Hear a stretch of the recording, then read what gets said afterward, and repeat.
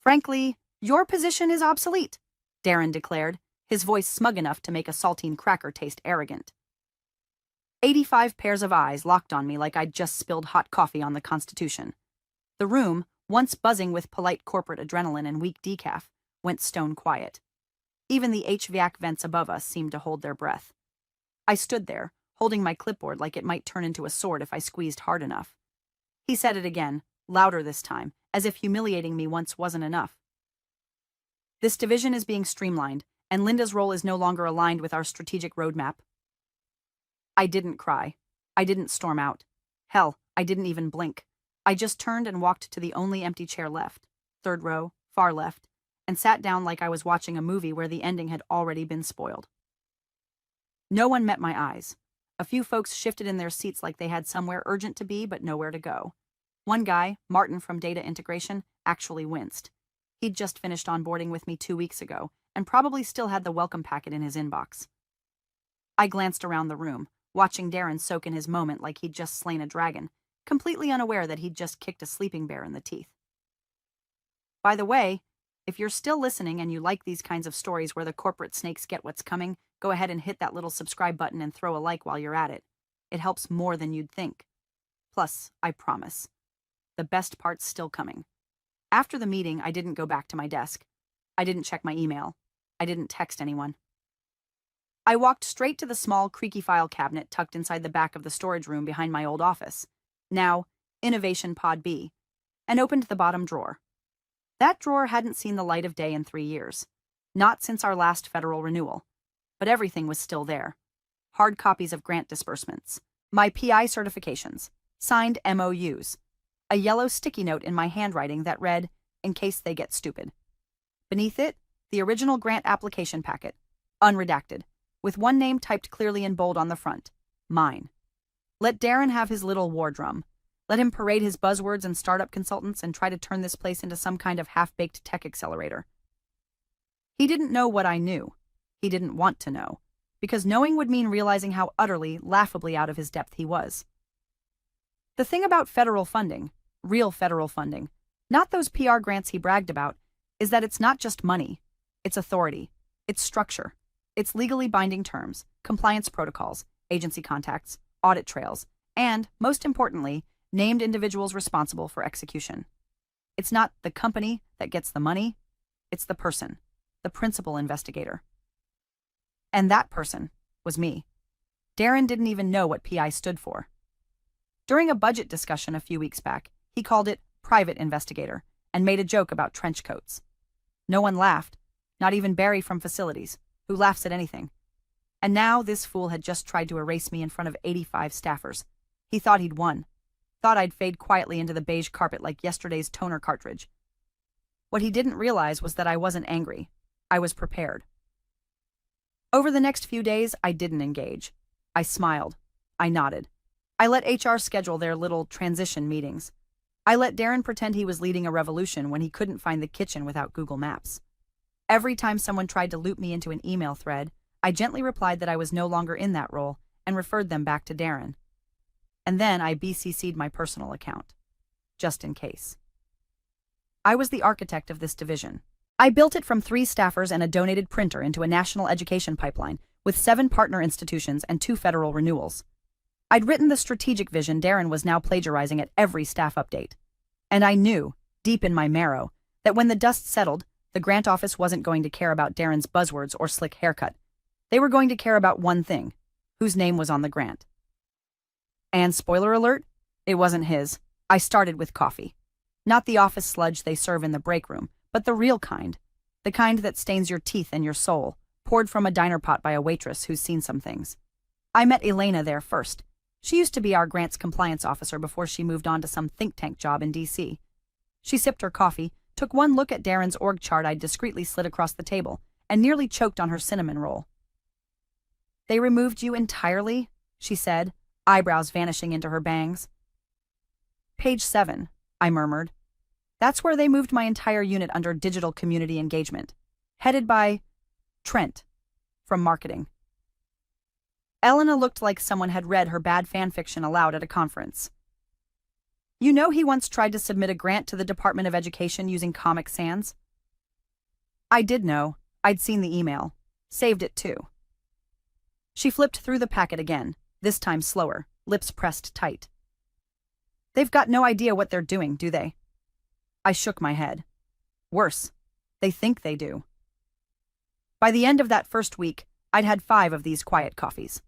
Elena, Richard from Curriculum Design, Janine from the Outreach Bureau, Grace from the university's Research Foundation, and my old friend Frank, who now sat on the advisory board for the federal agency that actually wrote the grant Darren was about to detonate with a smile and a Slack emoji. They all told me the same thing in different words. They're playing house with live wires. What Darren didn't understand, what none of the new leadership team seemed remotely curious about, was that federal grants don't work like VC funding or a corporate credit card. They're woven out of rules, filings, timelines, reviews, and signatures. Mine, specifically. You can't just delete a principal investigator from an org chart and expect the universe to update itself. And yet, that's exactly what he was doing. At a town hall that Friday, Darren proudly unveiled the department's new direction in a 30-minute PowerPoint that somehow managed to use the word synergy 8 times and included a slide titled, "Disruption Starts With You." I sat in the back, flipping through a printed copy of the grant agreement like it was the gospel. That evening, I used my personal laptop to log into the federal compliance portal. My 2-factor key still worked. No one had revoked it. No one had even tried. And when I clicked into our department's renewal section, due in 8 weeks, I saw it. Only one person had been assigned submission privileges. One name. Mine. I stared at it for a long moment. Not with glee, not even relief. Just a weird kind of exhaustion, like I'd been shouting into a hurricane for months and finally saw the eye of the storm. And Darren?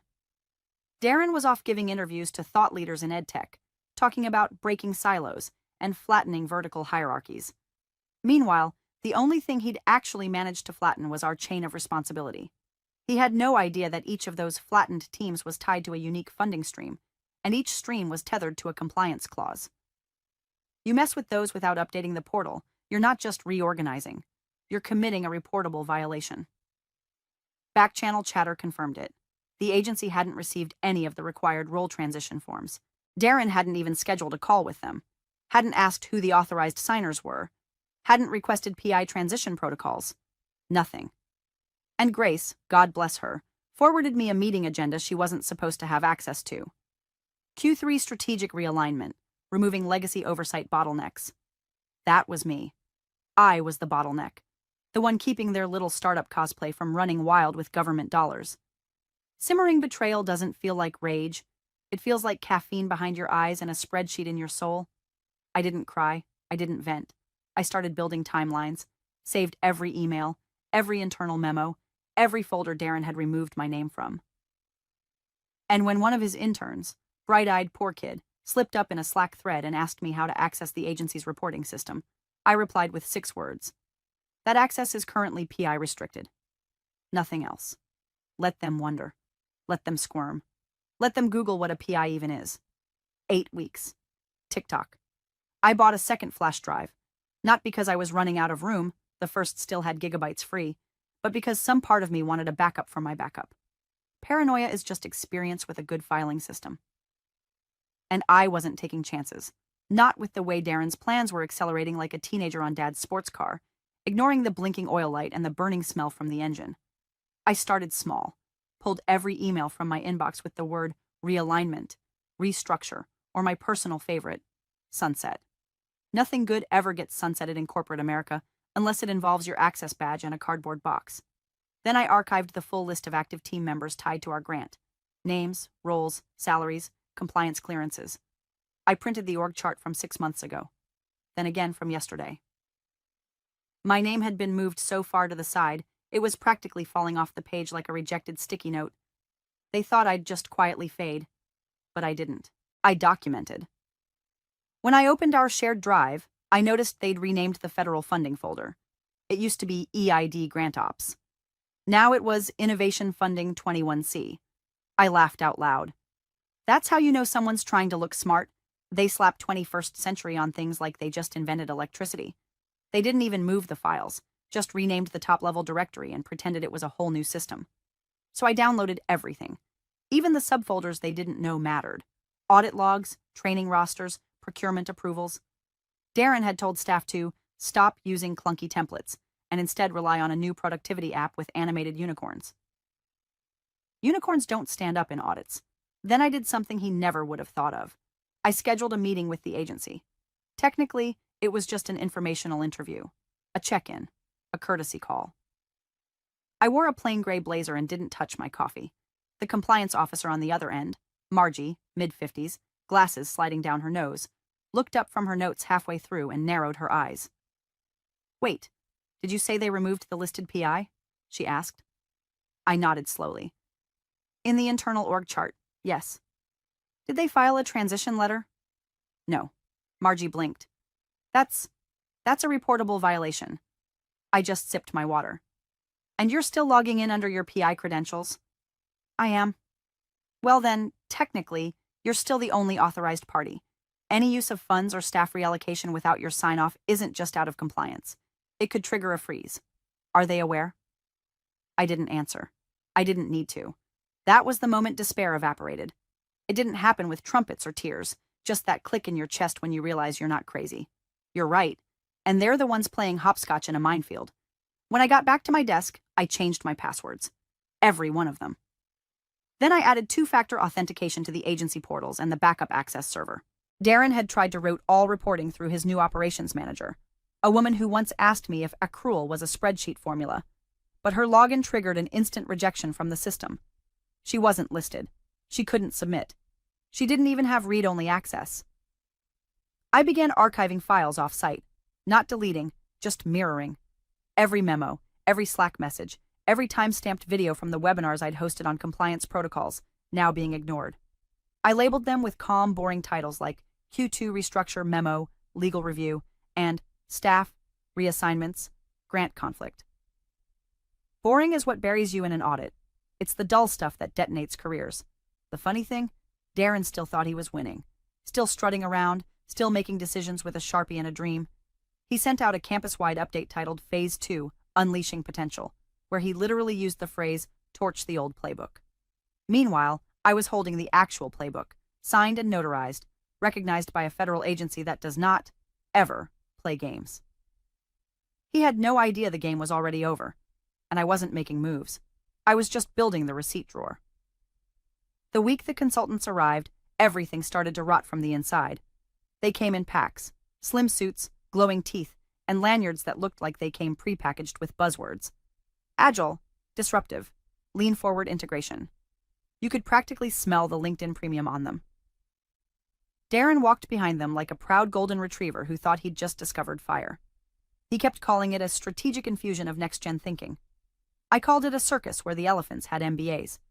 They didn't ask about our grant terms, didn't ask about deliverables, staff qualifications, or compliance benchmarks. No one mentioned the word PI. Instead, they held meetings called vision showcases, where they used color-coded sticky notes to diagram stakeholder synergy potential. At one point, I swear someone wrote, "Synergize the synergy," and got applauded for it. Meanwhile, the people who actually made this place run, curriculum leads, data analysts, field coordinators, were being shuffled around like playing cards in a game Darren didn't know how to play. Trent from marketing was suddenly overseeing educational access. Sarah, who had written half our original policy documents, was moved to community vibe lead. I don't even know what that means. Is that a job? A Spotify playlist? Staff morale plummeted so fast you could feel the gravity shift. The copy machine broke and no one even tried to fix it. Our best instructional designer started crying in the break room over a missing budget line. People who used to speak up in meetings now stared at their phones like they were waiting for divine intervention via push notification. And then, one by one, they started coming to me. They didn't knock. They just showed up. Quietly, awkwardly, like kids who broke a vase and weren't sure if mom was in a good mood. "Linda, are we still reporting to you, or—" I never gave a straight answer. I just handed them a printed copy of their role's funding clause from the grant appendix.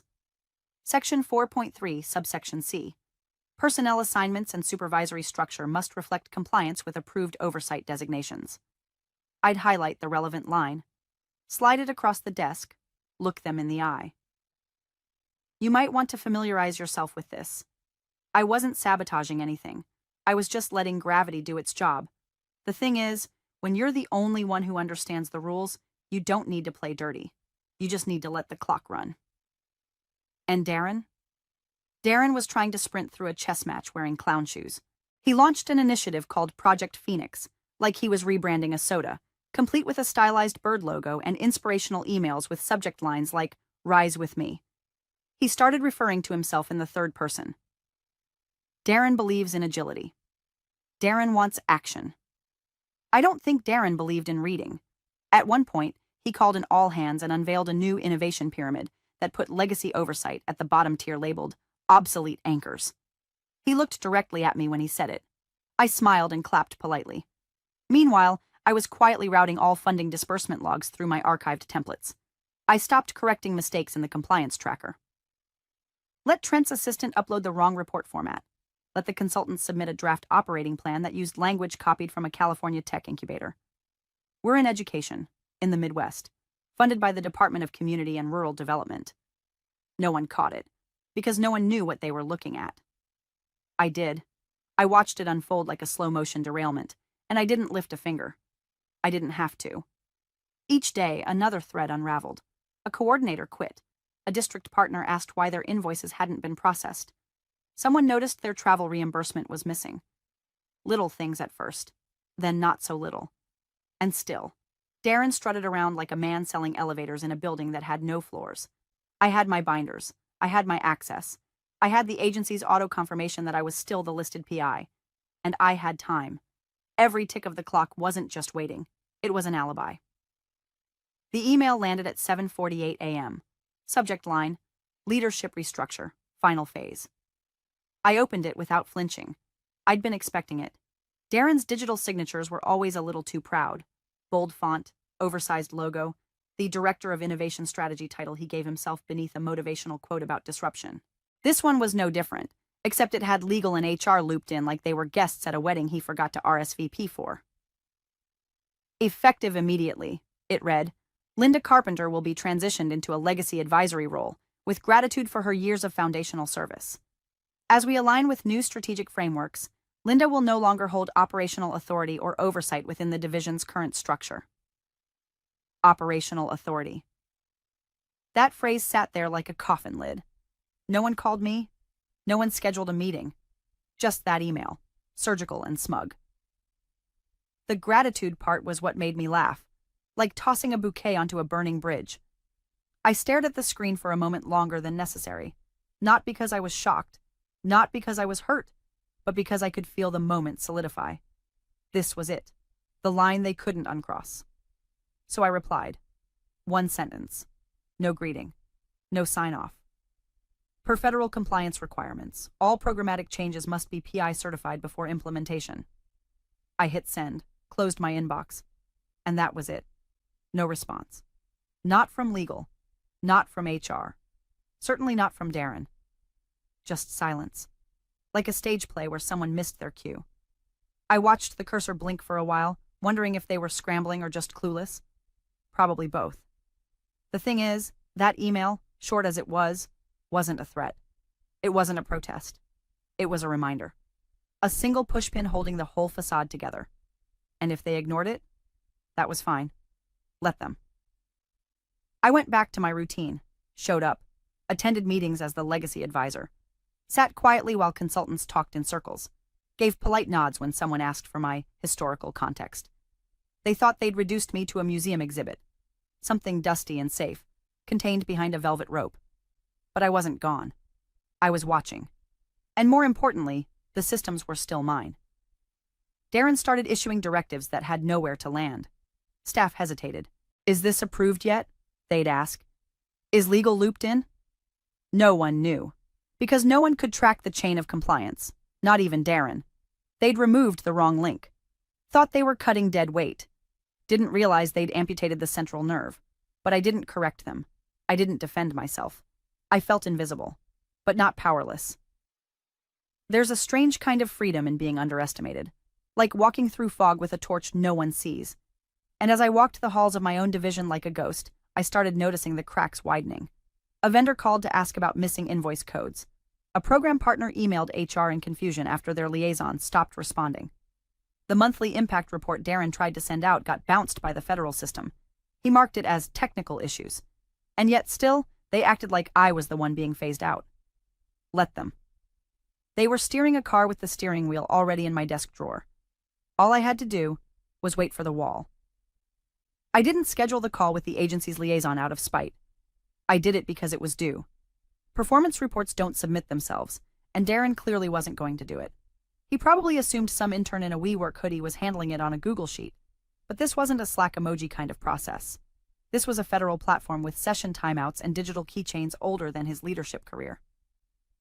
Just updating records, I told Marcia, the grant liaison I'd worked with through 2 renewals and 1 government shutdown. Her voice came through steady as ever, warm but formal. I noticed the reporting calendar hadn't been adjusted to reflect the new program year. Thought I'd step in before it flagged us for noncompliance. "Oh, thank God you're still in there," she said, without missing a beat. "We've been getting incomplete uploads and some garbled drafts from someone, but they weren't in the system as an authorized signer, so we've been rejecting them." I smiled without smiling. "Well," I said, "I figured I'd clean up the queue." She paused, then said carefully, "Linda, are you still officially in charge?" I didn't lie. "As far as the system's concerned," I said, "nothing's changed." That wasn't me being slick. That was the literal truth. The transition paperwork hadn't been submitted. The compliance portal still had me listed as principal investigator, and the most recent key fob login attached to my badge. Darren had tried to bypass it, probably by having his shiny new operations lead register an account, but the system auto-rejected her credentials with the note, "Unauthorized party." No PI transfer documented. I submitted the overdue Q2 performance report that afternoon. Attached the backup metrics. Signed it. Dated it. Clicked submit. Status, accepted. Green checkmark. Agency receipt confirmed. That's when I logged into the internal dashboard, the one Darren didn't even know existed because it wasn't built into the company's flashy new intranet. It was a legacy system tied to federal audit logs, buried deep in the weeds. I clicked on the User Access tab. Darren's name appeared, grayed out. Status, unauthorized attempted logins. 4. Last attempted action. Modify funding recipient profile. System response. Action denied. PI override required. I leaned back in my chair. I wasn't just a ghost in their machine. I was the machine. And they were poking buttons without a manual, hoping it didn't blow up in their face. Darren had no idea. He still walked around the office like a man preparing to take a victory lap. Still held pulse meetings with staff where he talked about culture shifts and mindset pivots. Still dropped phrases like mission realignment and values architecture, as if stringing nouns together made them real. Meanwhile, I updated the compliance calendar, cleaned up the training logs, and added my initials to every key field. Quiet, methodical maintenance. Nothing dramatic, just checking wires in a box they didn't even know was plugged in. The staff who still came to me, I didn't offer comfort. I offered clarity. Check your position's funding source, I'd say, or, has Darren issued any PI-certified directives lately? They got the hint. A few even started pushing back in meetings. Not loudly, not with rebellion, but with questions. Has this been cleared with compliance? Is this aligned with our grant scope? And every time Darren would wave his hand like a man allergic to accountability. We're modernizing that, he'd say. We'll streamline the old stuff. But the old stuff, me, was still in control. And the stream he was trying to modernize, it flowed directly through my login. Every disbursement, every approval, every access credential tied to our federal footprint. I didn't gloat. I didn't strut. I just watched. Because soon, very soon, someone was going to realize we'd hit the end of the rope. And when they looked down, they'd see it was me holding the scissors. The founder returned with a cane and silence. Nobody expected him to show up at the Relaunch the Future event Darren had orchestrated like a TED Talk bred with a self-help cult. There was branded swag, a dry erase mural titled Dream Wall, and catered wraps no one touched. But there he was, at the back of the room, leaning slightly on polished mahogany, and wearing that same expression he'd had the day he walked me through my first budget approval. Quiet, unreadable, a little too still. Darren didn't notice. He was too busy narrating his own hero's journey into transformational disruption. Slide after slide burst onto the screen. Color gradients, abstract pyramids, screenshots of Slack channels like they were holy relics. I stood off to the side, just outside the splash zone, sipping lukewarm coffee and waiting for the air to shift. It didn't take long. Midway through Darren's bit about shattering legacy frameworks, the founder tilted his head. Just slightly. Just enough to let anyone watching know he was watching. He leaned toward the COO, who flinched like he'd forgotten the founder still had functioning vocal cords.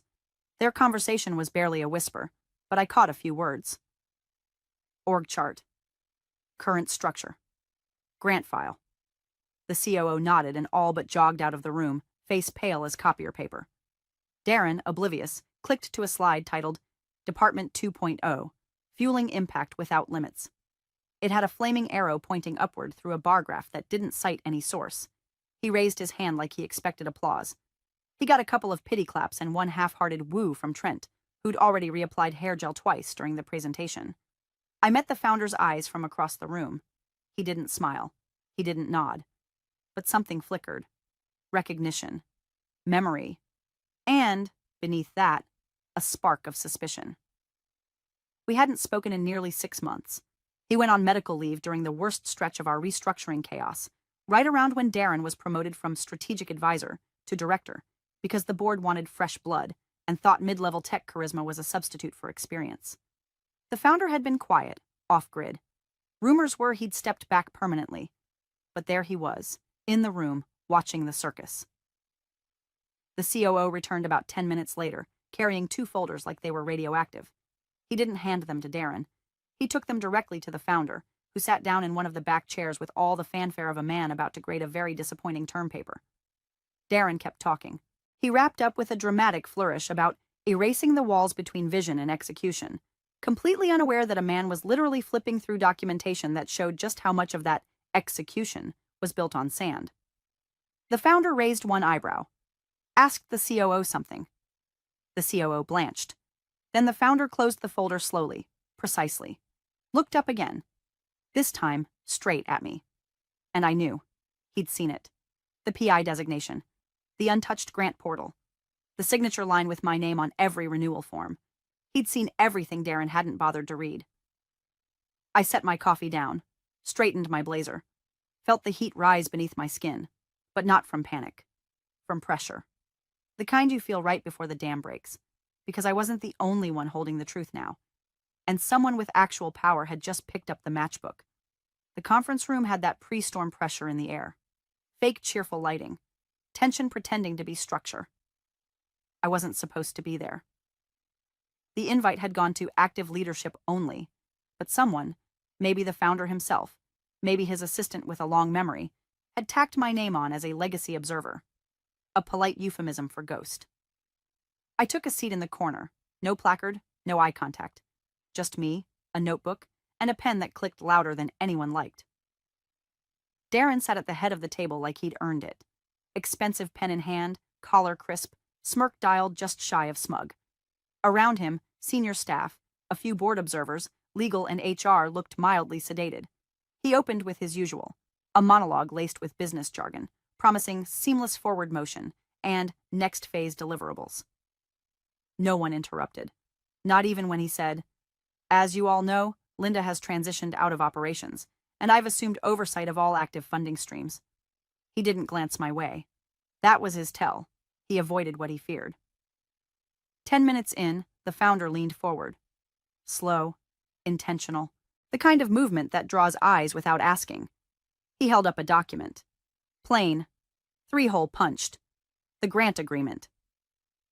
"I've been reviewing this," he said, voice smooth as gravel. "Specifically, the renewal addendum signed 3 months ago." Darren paused, blinked like a man registering a sudden itch in his brain.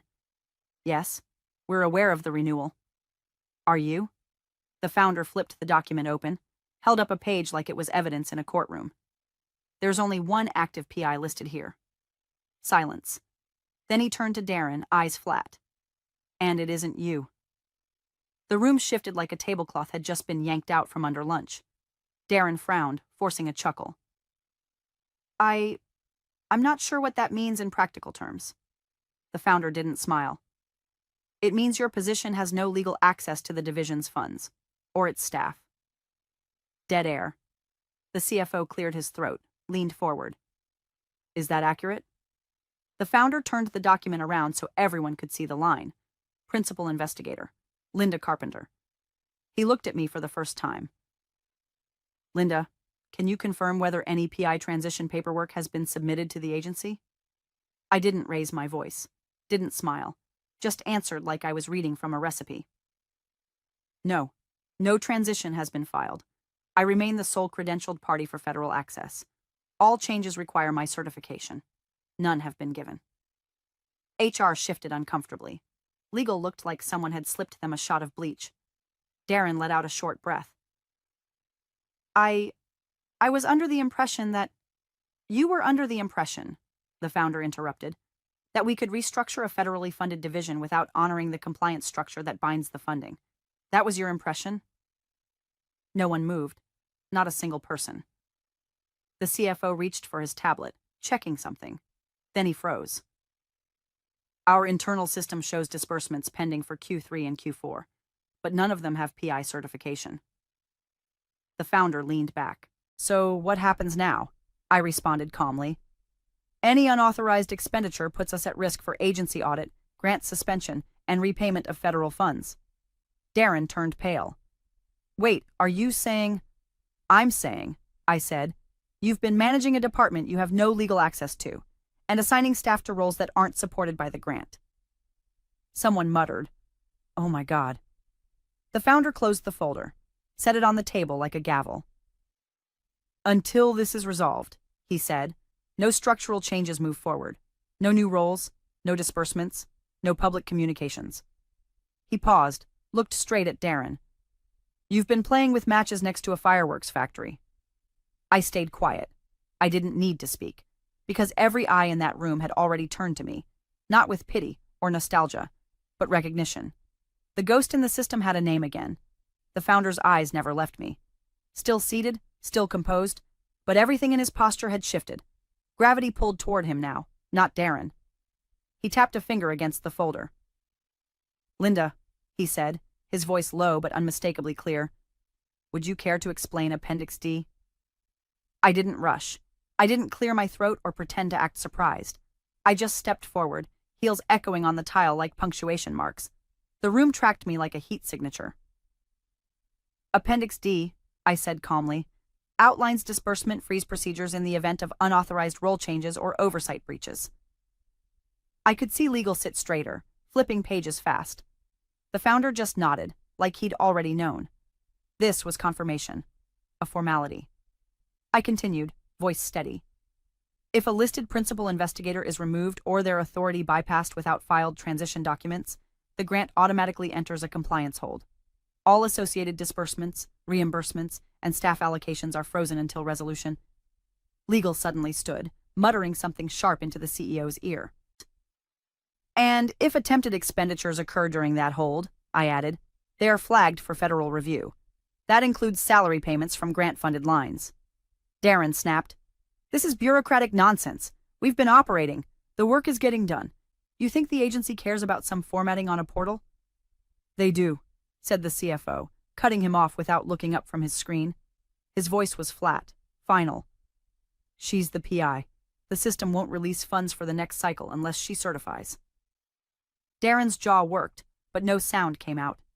Just the hiss of air leaking from a balloon that thought it was a blimp. Silence clamped around the room. The founder stood. He walked slowly to the front, picked up the folder one last time, then turned, deliberately, to face Darren. So, he said, gaze like a scalpel, do you still think her position is obsolete? Darren's smirk finally cracked. He opened his mouth, closed it. Color drained from his face as if someone had pulled the contrast slider all the way down. He didn't answer. And I didn't offer him a rope. I just reached for my binder, tucked it under my arm. No dramatic speech, no farewell tour. Just the quiet authority of a woman who'd done the work, kept the receipts, and waited for the circus to collapse under its own incompetence. As I walked out, no one tried to stop me. The founder didn't. Legal didn't. Even HR stayed frozen, eyes fixed on the table like it might open up and swallow them. I reached the door, paused for half a second, then stepped through without looking back. Because the thing about ghosts, eventually they stop haunting and start owning.